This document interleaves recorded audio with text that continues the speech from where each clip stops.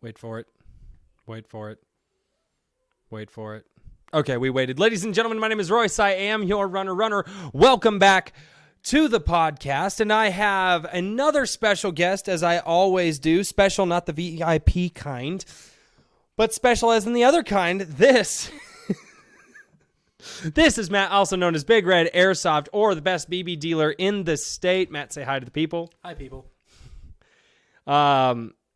Matt has done some things that children should not do before he got to the show, and I'm going to have to take him to detox after the show. You like driving that bus, don't you? It's a little more peppy, man. Oh, okay. God. All right, and we should be live. Yes, we are live. Okay, as always, guys, we're going to do a Q&A at the end, but tonight when I was thinking about this show... There we go. All right. And when I was thinking about the show, I actually had this idea. What, it was almost a month ago now, wasn't it? Something like that, yeah. And I thought about all the times that we've been on the field, and the times that we've seen younger players, the things that we've seen other people, how other people have treated other players, whether good or bad. And I really wanted to talk about being like a big brother on the field to the younger players, or if you're a girl playing, being a big sister on the field to the younger players, and really taking them under your wing, showing them the right way to play, and really not letting them get discouraged. And I kind of want to start the show off. You had a story where there were a couple of younger girls, if I'm not mistaken, out at Go Airheads, and I think I was thinking about that when I thought of this show. So if you just want to go through that story and just kind of explain like just what happened there, and sure, yeah, just take it from here. Yeah, go. Okay, we'll just take it there. So we started a game, and it was a little squad-based game. We had a couple people out there, maybe like 10. You need closer? No, you're good. You're good now. Good. I think. Yeah, just had a group of people out there, maybe 10 to 15 people, something like that, and the ref told us, hey, pair off in pairs of people you want to play with. So I even forgot who I was playing with, but teamed up with my guys, and all of a sudden we started collecting each other together, and there at the very end, felt bad, there were these two young girls, had to be 10 or 12 years old, using rental guns and full rental gear, and like you can tell it, airheads. Yeah. Oh yeah. And it was the second to last pick. It was between those two and these other guys who looked like they played Milsim before. And if you're looking to win, the obvious choice at that point was to pick the guys who were Milsim gear. Yeah. And I was like, you know what? No. I was like, I'll take those two. And everybody, my whole team looked at me like, are you serious? And I was like, yeah. So sure enough, we're going to the other side of the field to start up, and I'm talking to them how to play, and they told me it was like their second time playing or something like that. And I was they asked if like why I picked them, and I was like, you can't be picked last all the time. Sometimes you got to step up. And they were like, well, we hope we can do well by you. And I was like, just listen to what we're going to go through. We'll develop a game plan, and we're going to be fine. And sure enough, they were I taught them how to like peek corners, how to hold their gun, how to not chicken wing, keep that arm down when you're peeking out, minimizes your thing, and watched them throughout the game, and they were doing it.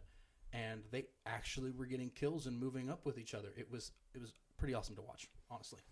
And no, and that's I've had a number of games. It's one of the games that I actually have. It's in a video that I felt was really important, and I never put it out because I never could quite figure out how I wanted to do the commentary on it. Because you can do the commentary just like basic, simple, and stuff like that, but it's one of those videos that I feel like if I would have put it out, there would have been controversy around it, and I really want to avoid controversy and stuff like that.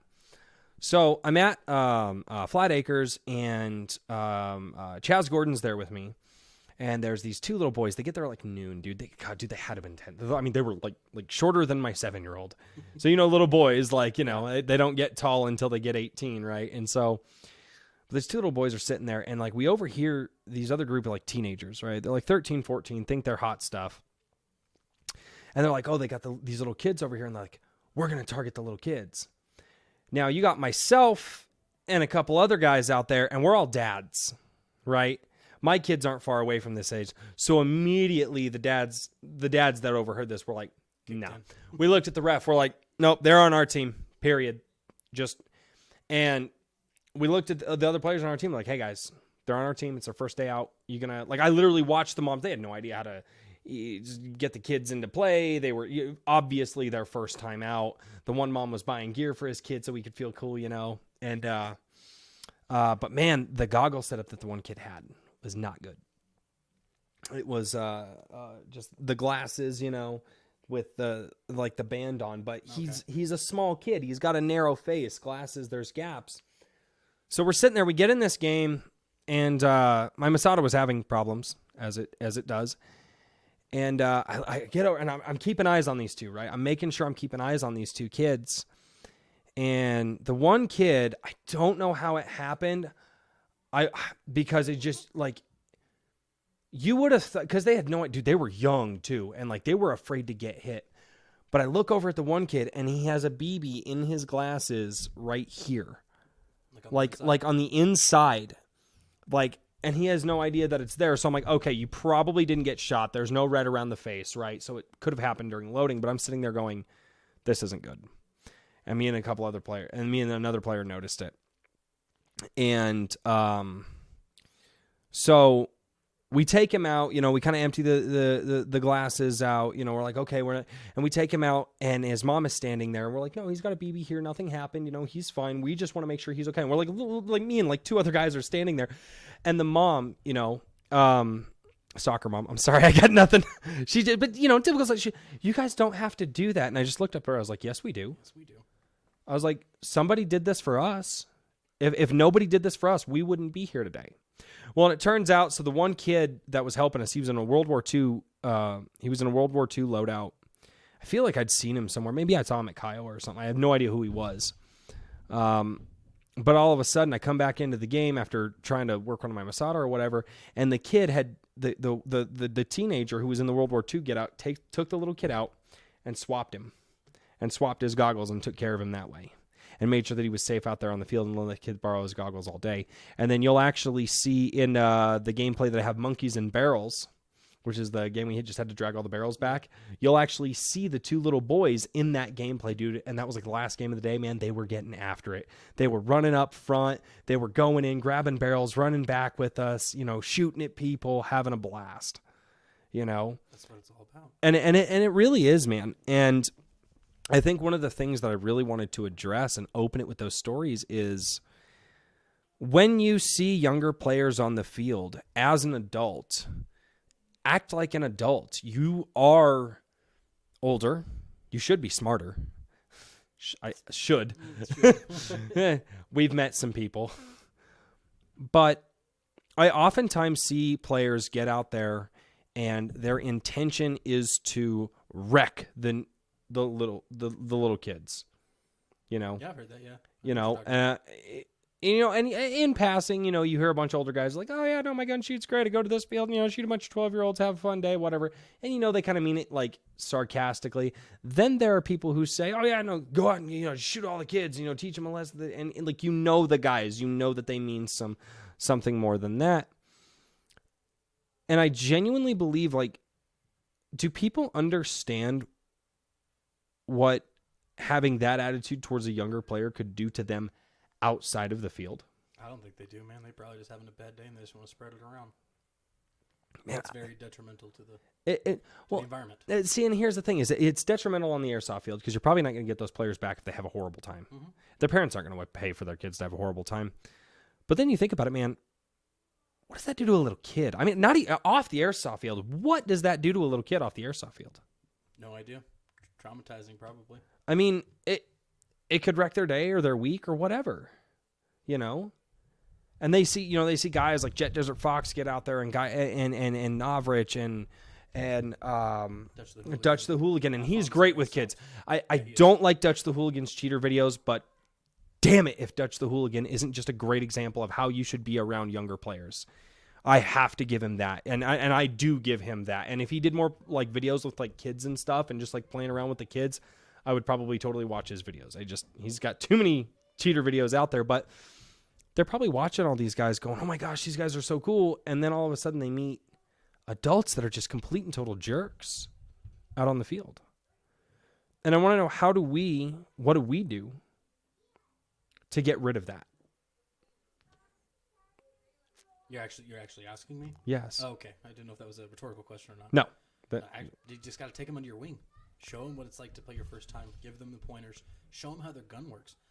I had a kid at FAF. He was given a rental, and I don't know if they didn't explain it to how to work it or if he didn't listen. But he was going out there, and he was asked. We were walking off the field, and I had engaged him, and I had engaged him from 200 plus feet away.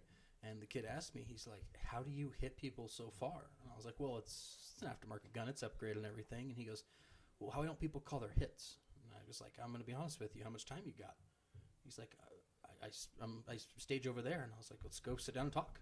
So we did. And I was like, "Hey, man, you probably are not shooting as far as you think you are, first of all." I was like, "Why don't we go out to the field, bring your iPro, and let's go see how far your gun's shooting." Turns out we get out there. Hop-up wasn't even on. Poor kid was shooting like 50 feet. I had no idea. Turned his hop-up on for him and started dialing it in, and he's able to hit out about 150 feet, and he was blown away. And it's just things like that you have no idea what they mean to them. You see the difference, but when that kid walked away, he was so much more happy after that, like realizing what he could do now. Yeah. Well, and I have a younger player, a little bit of a shout out here. GW Airsoft, he's a younger player on YouTube. I've shouted him out in a couple videos, and he's usually meets up with me out at Go Airheads, and he changed my mind. Like Red, I've gotten messages from GW Airsoft from his mom, and as a dad, when you get a message from another parent, like guys, I have 4 kids, so which one of them probably just okay, we're down to 3 now. What was that? So I have 4, most likely 3 kids. But to have a mom message me on my Runner Facebook page telling me what a difference that I've made to her son really, really opened my eyes and really, really made me rethink like how I want to do this channel and how I want to conduct myself in gameplays more. Because I realize I have an impact outside of Airsoft. That one hit me hard because I never thought I was going to have an impact outside of the field. I just wanted to put up videos and my buddies come on and, hey, look, it's Walker again with another terrible video, right? Like, you guys all get on there and you razz me and it's a fun time, but I never, and that's one of the things I really started thinking about is, how often do you think, and this is a question that I'll have you answer, but a question I want to ask them, how often do you think about the impact that you have outside of the field? Until you called me that day, I honestly didn't even think about it. Figured I was that guy out there. Oh, that's Big Red. Go talk to him. He'll show you how to shoot your gun. He'll teach you some stuff. He's a cool guy. Didn't think anything about, 2 or 3 hours after I leave that field. Never thought about it. That's a big thought, isn't it? Yeah. That's not a light. That's not a light feeling either. That's not something that you just go, okay, whatever. A little encumbersome. Yeah. I see some, not as much anymore, and I'm glad. I think some of the toxicity in Colorado is leaving. Primarily because rules at fields are changing. Sorry, Zeb, I couldn't resist. Screw you, old fart! Screw you! I love you! Where are you gonna leave? All right. All realistic, man. We're gonna miss you, buddy. Yeah, no, seriously, dude. Yeah. Be safe and just keep in touch. Don't lose touch, old fart. Seriously. So stay in touch, and I'm counting on you to get your crew out there ready to go because we're going to be going milsimming, buddy. Meet you in Oklahoma or New Mexico or wherever. Yeah. But I think a lot of the toxicity is leaving in Colorado primarily because rule sets are changing at the fields. Yeah. Which I like. But it's just, I almost want to walk up to those guys that are like, oh, let's go after these little kids, I just want to be like, dude, really? Like, Your life is that bad that you need to put it on somebody else. That's Like I'm, what you get pumped up about. Bullying around a bunch of little kids, yeah, making them have a bad day is what makes you happy. yeah. That's how you play airsoft. You go around and you shoot the first timers. One of the best calls I've ever seen in an airsoft game, ever. It was actually Darrington. Derry was out there at Go Airheads. We were playing this game and I couldn't play the game because my gun was having problems that day. Wait, I think Just that day? No, was that the day you left like 2 games in because you're like, this dude, gun's down, this gun's down. I'm just done before I get pissed off. yeah, I think it was that day. But Derry was running up and he was coming. He was going to flank that shipping container and come in and basically, and like he knew there were people there. Like he knew it. There were people there, and the ref was watching, and the ref watches Derry run up, and he runs up and he's like, "Dude, I got like 5 feet away from the end of the container," and the ref was like, "Don't!" And he stopped and he's like, "Not gonna let you do it, dude." And Matt, knowing other Matt, like the 20th Matt, knowing that they were first timers out there, went, "Yeah, that's a good call," and walked back to spawn. And I was like, that's one of the best calls that could have been made right there. Because their day. Oh, dude, because I know how Derry plays too. That guy goes in hard. Sure. Yeah, guy goes in like Miley Cyrus, man, just on that wrecking ball.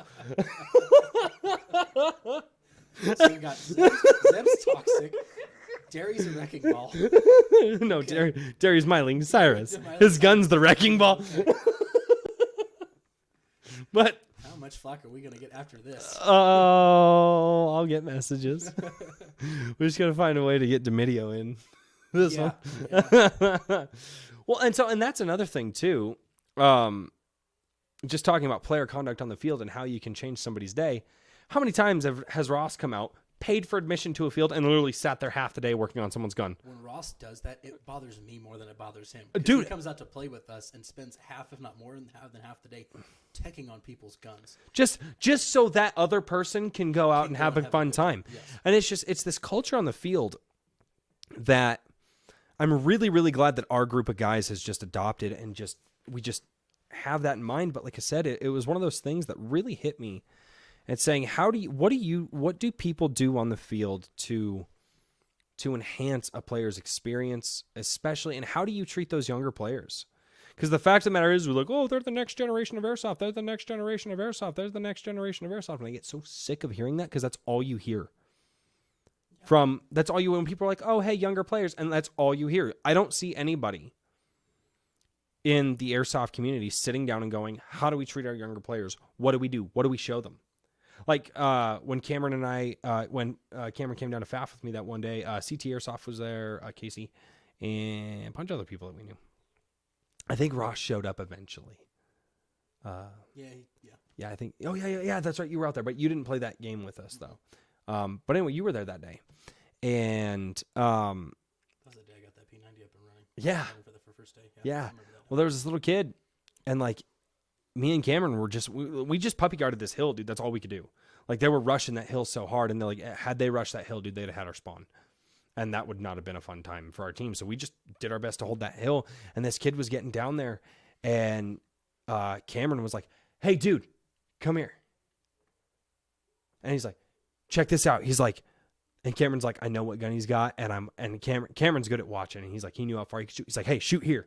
And he had that kid shooting, and we were teaching him how to shoot, how to stay down, get up by these trees, And they just had a blast. And you really watch that, and you really see that, and you really go, wow, this makes airsoft better. That right there. I don't care. I'll get shot to hell. I don't care. I've been shot. Yeah, it's fun. It's great listening to people using their guns and learning little nuances or critiques about them. I got a guy who I've taken twice now. His name is Andy, and he brings his son Nathan. They go, and he was using the 416 I have, which is it's got phenomenal range. And he was like, hey, when the BBs get out there, they start drifting to the left. And I was like, dude, that's the cross breeze out there. Like, they finally take a hold of the BB. He's like, I can't aim far enough to the right to get those BBs to curve into somebody. And I was like, dude, tilt the gun to the right. He's like, what's that? Because of the hop up. I'm like, the hop up's going to start spinning it, and it's going to counteract that left breeze. And he's like, really? I was like, just next game, try it. Sure enough, he came back like a Christmas tree, man. He was so bright and so happy. Told me how he got like 2 kills using that method. And I was like, you're welcome. Dude, it feels good. It really does. And you see the younger players wanting to come back, and you see the effect that you can have on people. And like I said, and I never realized that I had, first of all, I never even thought that I had younger players watching my channel. I remember you called me that day. You were flipping out. Dude. And not like flipping, like, yes, I was excited. That was really good to hear, but I was humbled and terrified. Cause that is a lot of pressure to sit there and go, okay, these kids look up to me. My YouTube channel isn't just at the airsoft field. And for some stupid reason in my head, I thought I was, my buddies are going to get on there and razz me, but Jess, no, you're fat. Don't you come up here. Jess, you're fat. But,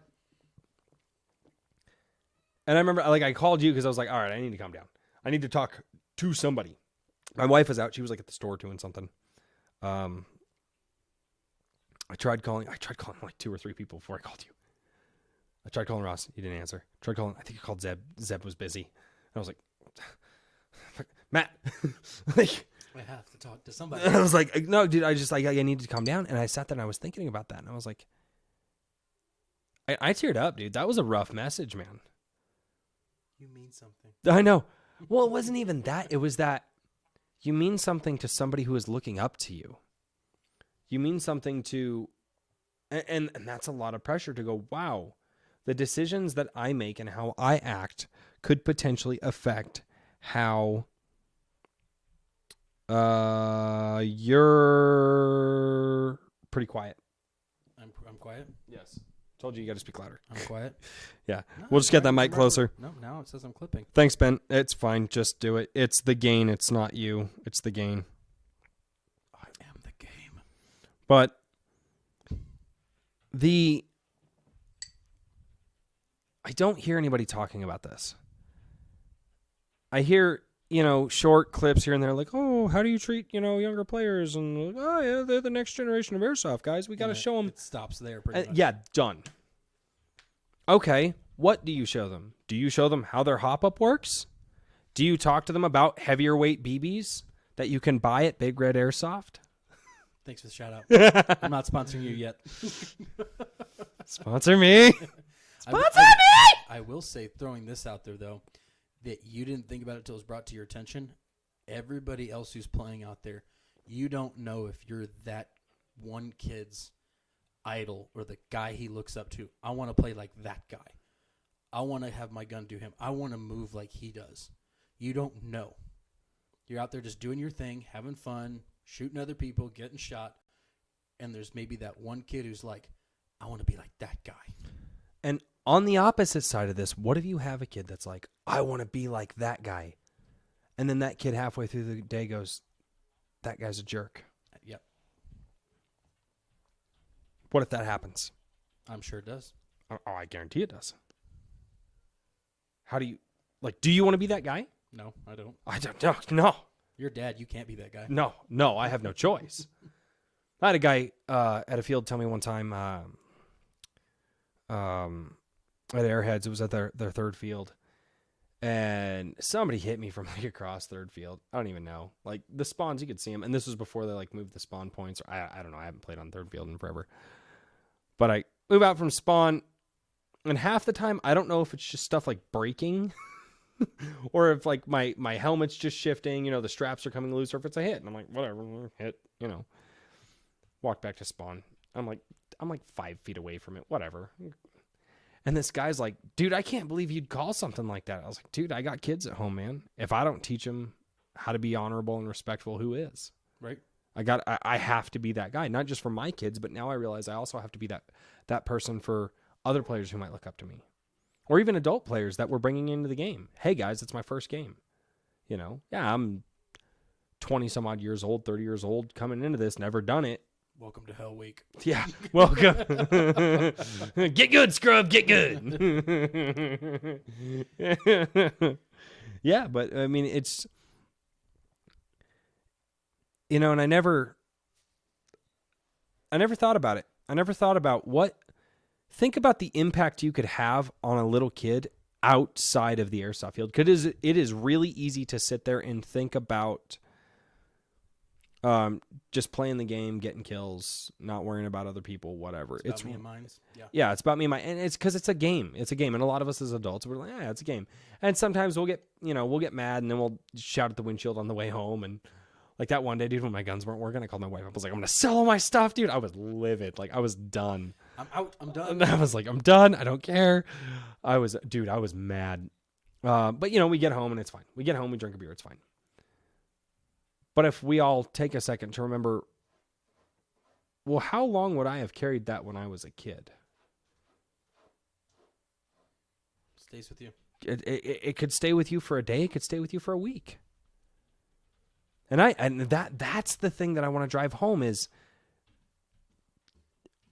are people in the airsoft field not just, oh, it's the next generation? No. Think about how they're going to feel when they leave the field that day and the impact that you have on the younger players. Whether good or bad. Good. Are they going to want to come back, or bad? Or are they just done with airsoft? Are they done with airsoft? And have you basically, for lack of a better term, have you basically just like decimated their psyche for like a week? I don't want to be that guy, man. I can't be that guy. And I've seen so many times with our group of people, we go out there, we bring the younger players in, we try to get them to run with us. We're always pushing them forward. Hey, Cameron's big thing. Hey, it's no fun in the back, dude. Like what he told that kid who bought those goggles off of you. That was great, man. That was great. When we were at the buy-sell trade and Cameron was like, hey, it's no fun. What do you mean? He's like, hey, don't sit in the back. You got to run up front, dude. And Cameron, Next thing you know, you see that kid taking off right behind Cameron. Yeah. No, and that's the thing, man, is you just sit there and you look at all this and it's a lot to think about. It's a lot to weigh. And it's something that I felt was very important to discuss. I wanted to know where the community stands on this. And I think our group is good with it. There's probably a lot of people out there like, I don't care, it's airsoft. I go play and I leave. Like, and that's probably what people are doing. Maybe. Oh, there's probably people who do that, yeah. I mean, I don't know. I almost guarantee you there are. Show up, do my thing, and I'm done. That's all that matters is me. Your mic is stupid quiet, dude. I'm talking right to it. Yeah, it's stupid quiet. Give me a sec. Or maybe it's just typically you're stupid loud. Yeah? Yeah? Any better? Better? Yeah, I rolled it up. We should be good. There we go. Yeah. Okay. Yep. Now. Technical difficulties. I don't know, man. You got anything that's on your brain on this particular subject? Any things that you've seen out on the field, other players getting treated not in the best way? Or? I don't know about players getting treated not in the best way. It was a Go Airheads buy-sell trade event. And this young kid came up with his dad, and he was getting into airsoft and wanting to play. But his dad came up, and he's like, I don't know if I can justify paying this for goggles and face mask and a vest and BBs and this and that. And I was like, hey, man, just... Especially every week, too. Yeah. That's a renting gear every week. Oof. It gets hellaciously expensive. Oh, yeah. So this guy comes up, and he's like, well, see what you can find with this guy, meaning me. Comes up to my booth, and he was like... Yeah, and Red's got stuff hanging everywhere and the tables. dad's figuring, like, brand new prices and stuff. And I fired to him. I'm like, what are you guys looking for? And he goes, oh, he's just getting into airsoft. He needs some good goggles. And I was like, I'll be up front with you. Best thing you can do is get a good pair of goggles. That's the best thing you can do. Because they're not going to fog on you, and they're going to protect you like they should. Sure enough, the guy starts asking, like, well, what about the vest and everything? And I was like... $5 for that, $5 for that, $5 for that. Go $20 for those goggles and $5 for that. And the dad looks at me. He's like, "Are you kidding me?" I said, "No, sir. This is all sitting in my basement as extras. I'm not using it. If you can use it, why am I going to make you pay through the yin yang for it?" Yeah. Sure enough, kid leaves with all the stuff, comes back, is almost dressed head to toe in quote unquote brand new stuff to him. Yeah. Loads up a couple magazines, loads up the gun that he got that day. Goes That's out and is right. I running forgot around. he bought a he bought a gun Yeah. there that day. Yeah. Yeah, he bought a gun. He was running with all the gear because his dad's like, I don't want to drop $400 to fit my kid out for the day. Yeah. Turns around, runs out there, kid's having a blast. And sure enough, first thing happens, the kid gets shot in the edge of the goggles, and the goggles bust, like the clip that holds the strap on. Mm-hmm. It busted. He got shot in like the perfect spot. Yeah. And the dad comes back, and he's like, hey, this happened. I was like, you can get replacement parts. You got to go to this website. This is who they're made by. And he goes, okay. And he goes, I just can't imagine what would happen had he not been wearing those goggles. Yeah. And I was like, I'm going to be honest with you. He probably would have like a nice little whelp on the side of his head, if not busted open and bleeding. Yeah. And he goes, that happens out here? I'm like, yeah, Yeah. man, people get shot wrong all the time. Oh, like, dude. It's not whether necessarily you're shooting hot or anything like that, but you just get shot in the wrong place. Mm-hmm. Yeah, it'll do damage to you. And the kid came back, and he was like, and the dad was going, I don't want to pay for another pair of goggles. And I was like, you know what? I opened up my stash, and I was like, here's my backup pair. Get back out there. The kid went back out, put his face mask on, and went out there and had a blast. Dad came up to the end of the day and told me, thank you. We will be back because of you. It's that big dad moment. Dude, right? That big brother moment. It's that thing that you just go, wow, and not only that, I bet he talked about that all week. Probably. I bet he talked about it gotta come do this all with me. week. Yep. All week. You know, I look at this, dude, and I think those are some of my favorite moments on the airsoft field, man. They really are, dude. I don't go out for a lot of the kills or to get the 700,000 foot shot that you guys all seem to want to get out of your guns. It's like, oh, dude, I can shoot 500 feet with my gun. Can I get more? Yeah, man, that's what it's about. Obviously, that's a little much, but these guys can. We're at that point. These guys can shoot ranges that I don't talk about because That you would dream of? a lot of people. No, the Masada doesn't do bad. The Masada doesn't do No, bad. it doesn't. That day you went out there, you're like, check us out. I was like, all right, Royce, you got some respectable range there. Yeah, it just what was it? Oh, the Titan was screwing up. That's why I hadn't played with it like ever. Because the Titan was screwing up. But once I got that figured out. See, that's the difference, too. You have guns that shoot the incredible range, and then you have other guns that don't, and it makes me play different.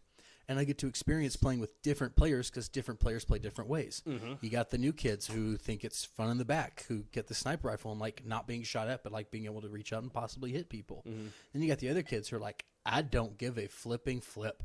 I'm going to be up there in the front whether I get shot or not. Dude, I've seen some kids rush up to the front and just get after it. I'm just like, oh God, I'm old. So I'm too old for this. Nice. You know what? Have at it, little dude. I'm going to sit here I'll cover and just die next to the cover for a second. I'm not covering them. They can cover themselves. I had a father and son playing for the first time once, and they were using rental equipment. And I talked to them, and you could tell in the tone of their voice they weren't having the best day. Because you got guys out there who are just have guns that way outperform them, and they didn't know certain things. That can make a difference. So I talked to them, and they were like, I was like, "How you guys do it?" And the dad looks at me, and goes, "It's all right." And I was like, "Dude, this is my free time. This is what I love." Like, not saying this to him, but thinking like, "How can you not be enjoying this?" Mm-hmm. So I started talking to him before the game, and the guy's like, "We just get shot all the time, and I don't feel like we're shooting anybody, and it's really one-sided." And I was like, "Hang on. Run with me for a bit." And the ref's like, "You guys ready?" And gave him a thumbs up, we're ready. And game on, 3, 2, 1. Everybody bum rushed forward. I was like, hang on. Come with me over here. And as we're walking to the side we're going to, I was explaining to him, when I tell you to move, move. Because when you move, I will be shooting to cover you. I will be putting other people's heads down so you can move up. And I expect the same when you get to your position and I tell you I want to move, that you shoot and you keep people's heads down while I move. Sure enough, him and me were moving around airheads in like this not huge area on field 1, but it was between like the bus, the spawn point on the field 1 side, so not field 2 side, the other side, between the bus, the RV, and the wall, and we just kept stair-stepping back and forth between each other to get different angles on people. And his son was bouncing back and forth between us too. And we ended that game, and he came up to me, he's like, "Now I understand why you said you like this game." Yeah. I was like, that's what it's about for me. Just hits you right in the feel-good spot. Oh, dude. I hate the feel good spot. I love the feel good spot. No, my boss tells me all the time. He's like, I'm not crying. Those are my allergies. No, but it's man, it's so true, dude. It's so true, and I think it's so important that you realize the impact that you have on people, and just a philosophy for life. You don't know how you impact people in that moment. You'll never know unless somebody reaches out to you and says something. Like the one kid did to me. Why do people not call their hits? Well, how much time you got? Let me explain that to you. Well, I did tell him sometimes people are just douchebags and don't call their hits. you know what? There seems to be a lot less of those. Honestly, I'd say yeah. A lot less, dude. In comparison, I love my favorite's that surprise kid. You know, you hit him from across. It's like, whoa, Yeah, where did that come from? What happened? He was just like, oh. That's my favorite one. I love that. Because I'm not saying that I don't encounter cheaters on the field, because I do. Everybody does. That's why I carry a mag of 4.0s. That's what. I'm that guy. Blink. Oh. Yeah. So I definitely think that this conversation is something that can be absolutely had with everybody who's watching, which is probably like 2 people. You and me. Yeah, right. Like we're having this conversation, but guys,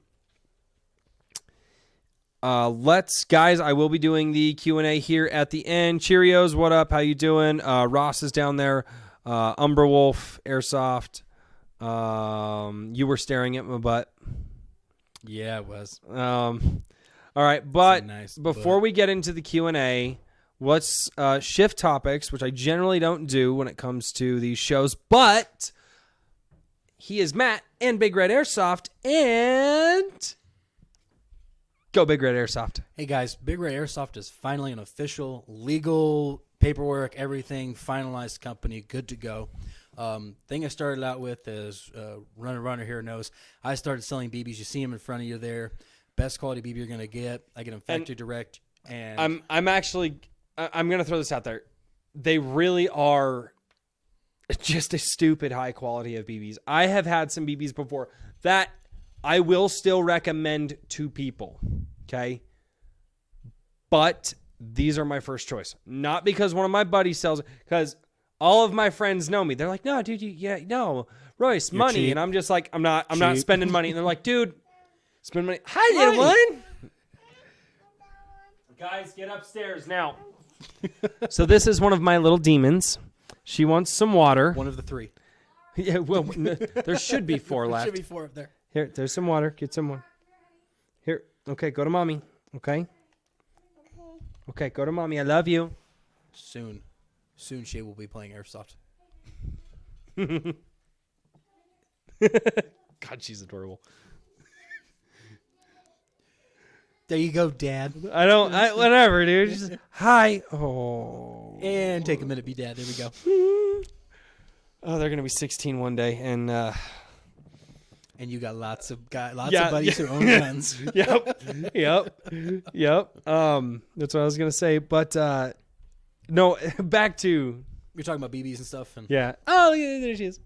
Sorry, you guys are on like a 1 minute delay. So, but no. There are BBs I will still recommend, but when my buddy's like, no, you gotta buy this, and I'm like, and somebody was like, dude, just try them. I'm like, all right. And somebody gave me a mag, and I shot, and I was like, yes. And the reason being is because, and the reason for it is, most BBs are made, like the Novrich BBs are actually very good for this too. yes, They are 5.95 millimeters exactly. mm-hmm. Okay.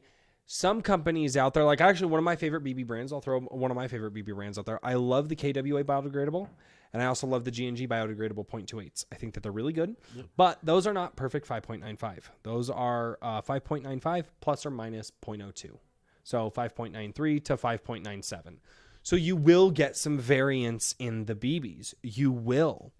And they are less expensive, but I still love them. I still think that they're great BBs. I started with them. And, but you're going to get more variance with them. Not only that, there is some coloration difference in the BBs. So that tells you that there's definitely some resin quality differences there. I've spilled about a half a bottle of these before. Not fun. And then when you do that, and in my brain, I'm just like, oh, BBs are everywhere. I'm like, wait. And I shine a flashlight at them, and I'm like, color is consistent across them, which tells me that the resin is consistent. It's like, and not only that, but you can also take a pair of calipers to them, die calipers. Yep, I've done that. You can take a pair of die calipers to them, and they are 5.95 across the board. So you're consistent on your chrono, which that's the important part too. Being consistent at chrono is huge, especially for safety purposes or even being led on the field. Right? Yeah. So if you have BBs that have different sizes, they're going to shoot. They're going to shoot they're gonna vary. different speeds. But so these guys had to sell me on it because they know me. I'm cheap. I don't like spending money. I really don't like spending money. Doesn't. That's why my crap doesn't work half the time. So when I say that these are my first choice, it's not just because a good friend of mine sells them. It is genuinely because I tried them out. I can go buy BBs cheaper somewhere else. I can. I have that option. But I don't because they're really worth a couple extra bucks. And by couple extra bucks, I mean a couple of extra bucks. It is not that much. And your performance shoots through the roof. It's really great. So now we're going to get back to me and Big Red. Yeah, Airsoft, go do that. right? So hey, whatever, dude. I'm selling your those stuff. BBs, I'm actually going to be supplying Jackal event, which is not this weekend. Jackal? That's next weekend, the 18th. Snap, is that Saturday. already here now? That's already here, man. That's next Wow. Saturday. I got there. I just got an Holy extra, crap, it's May. I know. It's middle of May. Not Oh, May, my it's God. middle of May almost. Oh. I got a full shipment in today. Actually, it was sitting in my house. Got in a bunch of 3.2s and got in some 2.5s and got in some 4.8s because I got some heavy DMR guys who have been buying those up. But I'll be at Jackal. Ross is telling me I'm going to need 4.5s for my for Nightmare when it's done. Yeah, he was telling me about that he actually got it finally shooting right and everything after his hours and hours he's put into it. Dude, almost a month. We'll look at it when it comes through. So Like, we're going through that at Jackal. I'll be selling them as cheap as I can. Which again, really, just that's not the fist you were telling me about, and that's much closer. phrasing, Matt, phrasing. No, we're good. They're too young; they won't understand. All right. So they're going to be sold at the lowest price that I can. There.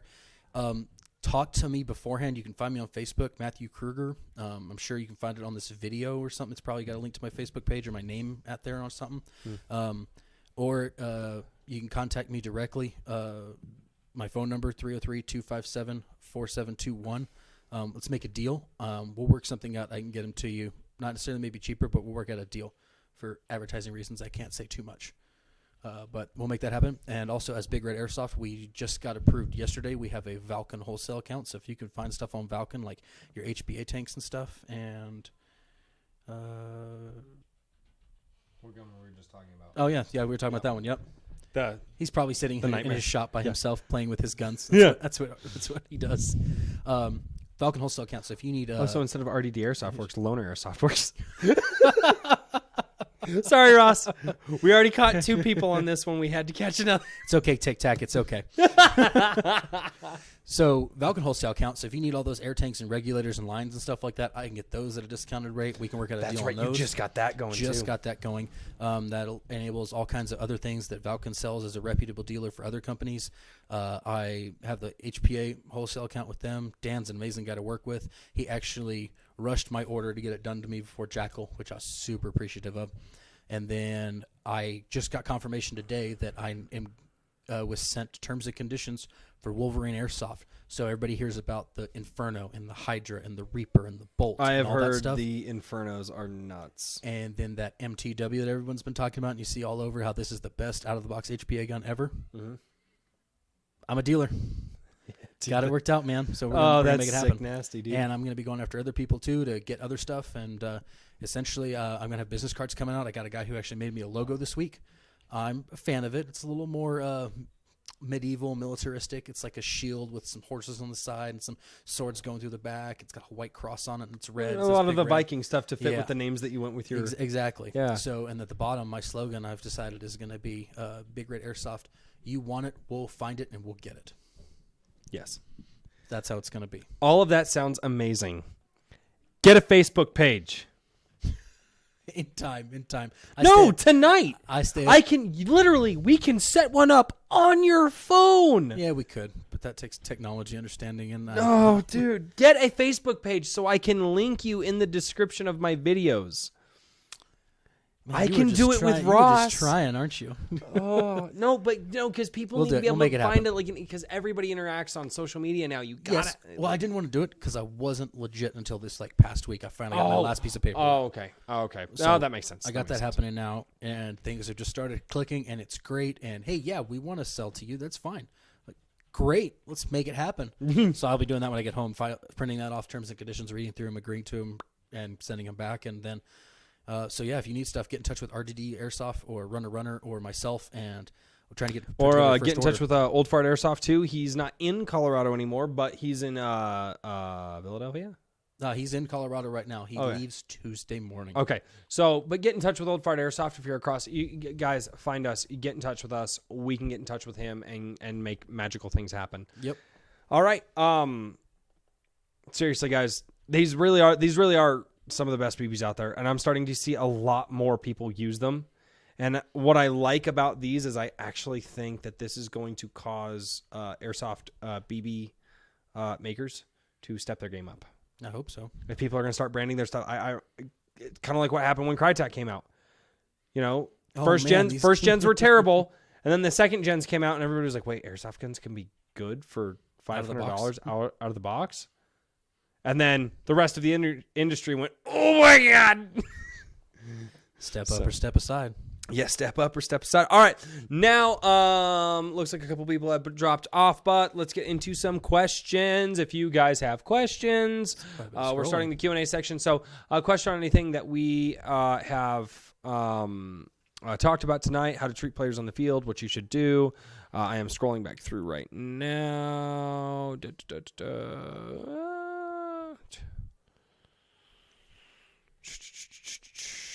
Oh, and if anyone is interested too, I also have access to HPA's Polar Star stuff.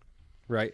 So I know some people like the Jack and the F2 versus the Wolverine Inferno or whatever. Gotcha. So you need it. I got the hookup. So Rizzle was in the comments a while ago. Rizzle, if you are still there, which one is better for me to buy, the 1911 or the Red M9 Elite Force 1911 TAC? As much as I don't like running the standard guns that everybody runs, the fact of the matter is the reason everybody runs the 1911 TAC is because the thing just works. Yep, it works. It just works. I personally run my new Elite Force half blowback CO2 VP9. I really like that. I'm actually I'm really a fan of the half blowback guns. I like the way it just felt in my hand when you let me shoot it. Yeah, and that's also what it comes down to too. If you gotta like it. If you don't like it, don't use it. Yeah, and that's the huge part about it. What BB weights do you offer? I know. I just got in a shipment of 2 5s, 2 5s, 2 8s, 3 2s, 3 6s, 4s, 4 5s, and 4 8s for them heavyweight hitters. I think, like I said, Nightmare is, from what Ross is telling me, I'm looking at 4 3s or 4 5s out of Nightmare. I also want to pitch this to you. I buy for myself, so my business is its own thing, and I am a separate entity as a person. If you come to a field and you meet me and you're like, hey, I want to upgrade, but I don't know if I can. I actually have a gentleman right now talking to me about it. I told him next time you're out at the field, find me. We'll use my personal stash, and we'll we will shoot different weights out of different magazines to see what your gun can handle before you buy. That way you don't commit, hey, here's so much for a whole bottle. Hey, my gun doesn't shoot these. What now? We're not going to do that. I'll hook you up. We'll shoot a couple rounds, and then we'll move forward with what you can get. Well, and I know you offered that to me, and I was like, dude, just give me the bottle. And I went, because, dude, that's just how I am, man. That's just how I do, you know. But admittedly, the Masada does really, really well with 3.2s. Yep. The Masada does retarded well with 3.2s, even with a broken gearbox. Where can we buy a ton of these BBs? This guy. If you talk to me, we'll work out a bulk discount. Yeah, talk to him. This is Ben, local player. You want to buy a bunch of BBs, he'll hook you up. He'll help you out. I've met a lot of players. Not a lot. I've met some players lately. They are using 2.0s and 2.5s and things like that. And like 2.5s at the heaviest. They are new to airsoft. Okay. And there's a huge difference between 2.0s and 2.5s. Oh, dude, huge. Yeah. You know what the jump up that I've noticed? 2.5s to do 8s, magical. 2.8s to 3.2s, all right, it doesn't seem like that much more to me. Only because you're probably still getting the same range, but your effective range has changed a little bit more. But dude, I noticed a huge difference between 2.5s and 2.8s for me personally when I started a couple of years ago getting back into this. I'd agree with you. Yeah, all my AEGs I try to run 2.8s out of. I like running 2.5s out of my MP5 out of Wilson. Yeah. Do you get it now, Barry Wilson? Yeah. Okay. That was I put that on Instagram. The MP5 here in front. Yeah, he said he's going to rename it, but he will always be Barry. This was Barry. My other MP5 that I have is Wilson, and when you put them together, they are Barry Wilson. Dude, I bought him. I don't know. Well, because here's the thing: is like all like you and Zeb and Ross, you all Started were naming coming your up with. guns? You guys were all coming up with names for guns, and I'm just like, I don't name guns. And now you do. Barry Wilson. So I was literally looking. I was like, I honestly think I was about a 12-pack in that night.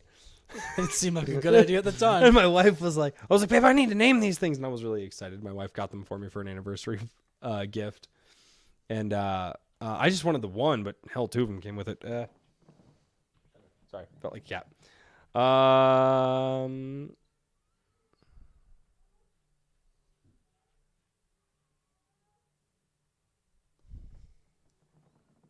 Read the last one. But you can't read that out loud? No, for reasons. For reasons. Ross, if you get arrested, it's on you. I'm not bailing you out, and thank you. That's awesome. That's RDD Airsoft. Yeah, RDD Airsoft works. He's always down in the chat, guys. He does amazing work with replicas, and I have. He's had one. I swear to God, dude, it's been like a month and a half or 2 months that he's had the M14. Because I gave it to him, and he's like, dude, I'm really. And that was, remember how he's like backed up on orders like so bad, and it took him like 2 weeks. So he finally got free time. He's like, okay, cool. He's like, hey, dude, I took it apart. I know what parts we need now. I have to order those parts. They're going to come in. So it took like a week for those to come in. And then in that time period between, tearing the thing apart and then the parts coming in, he got a bunch of other guns. So we had to work on those. And he's like, all right, dude, I'm finally getting to your gun. He's like, I'm so sorry it's been so long. He's like, I'm finally getting to it. You're next up on the docket. He's like, I'm going to make sure you're the next up on the docket. And I think he ended up, people were bringing stuff in and just stacking up. And he just kept working on my gun, trying to get it done. And he eventually got to a point where he was like, I have other customers here and I have to take care of them, And Nightmare just wasn't working. And he called me and he told me, he's like, dude, he's like, I just have other people, like I'm trying to figure this thing out, and I think I got it. And every time he said he got it, he didn't. And I'm not going to give too much of the story away, because I want to have him on the show. But every time he got Nightmare done. And do you know the reason why I'm calling it Nightmare? Because it's been a huge problem for him? I'll tell you later. But he's just like, he just couldn't figure it out. And I call him a couple times a week. I was like, or I kind of realized, like, I knew the times when he just wasn't doing anything with it because he couldn't. He was tapped out. He had to think about it. He had to pull it. Didn't you guys end up running? One of those nights I was over there with him hanging out and shooting the bull and talking, and all of a sudden he started talking about it, and we took it out backyard, and he was like, yeah, it shoots bubble, this and that thing, but if I go any heavier than this, it just poops on me.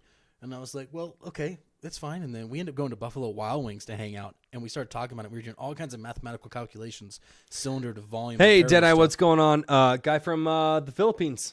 Really? Yeah. Hey. Thanks for checking us out, Deadeye. Go back and watch the live show, man. I think this is a really good one for everybody to watch about how to treat players. Right now, we're kind of in the Q&A section, and we're just kind of, leaving off for the night and just having random conversations. But the first half of the show was about how to treat players, what you can do, the effect you have on them on and off the field. So thanks for joining us, Deadeye. I appreciate it, man. So love from America all the way to the Philippines. So you're an international presence. How does that weigh on you? Not as much as what As we being talked a about dad. earlier. Yeah. Okay, sorry, go on. But you're at Buffalo Wild Wings. We were at Buffalo Wild Wings. We were doing all kinds of like, hey, what could it be? Could it be this? Could it be that? Yeah. Could it be this?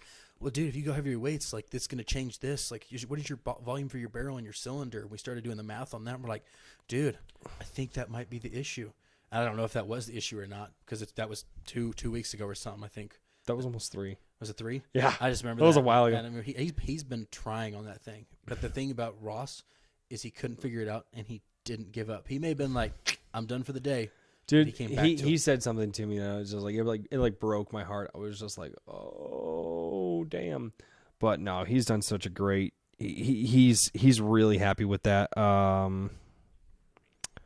Humber Wolf Airsoft. I remember when he soldered a battery to itself. Dead battery. Well, it doesn't look like we have a lot of questions tonight. It's not really a question kind of topic. No. It's more of like just a, hey, think about it. Like, Yeah, it's more just a, hey, think about it, but anything. keep it in the back of your head. Yeah, right. So we don't have it. We've been going for almost an hour exactly now. Probably a little bit more. I don't know. Because my phone. Hi, Katie. Yeah, he's like, it sadly was not the issue. I can't wait to get this thing out. I'm going to have to talk with you about Ross. Quickly comment or message me, text me, message me on Facebook. What weights do you think I need to get from this guy? Because he's up here at my house tonight, and I'm basically going to have to give him a gas money for the week. They do get more expensive as they go up. As when you start peeking into like even 0.36 grams, I'm like, okay, I get it. There's a huge. When you hit 0.4s, I'm just like, you got to be snotting me. You're paying what like, for BBs? Yeah. And that doesn't matter if you're buying through me or you're buying through somebody else. As soon as you make that jump from 3.2s to 3.6s, there is a huge price difference. And I asked, Umber Wolf. I asked HPA themselves, High Power Airsoft, and they told me they have to redo the chemical makeup of the BBs to get those heavier weights. Yep. So that's why it's substantially more to go from 3.2s to 3.6s. Oh yeah. Even 3.6s, I understand though. But like when you start hitting that 0.40 gram and up, like, ooh. Oh, bless me, sideways. When the BBs start getting more than what the weight is. I'm going to get 1,000 of these for how much? And that's all Ross runs. And I'm just like, guy's doing like $120 a day. Just in BBs. Okay. 0.43 confirmed, possibly 0.45. So we'll talk. All right, guys. It doesn't look like we have a ton of questions tonight. I really hope that you guys have enjoyed this show. And please do me a favor and share this around.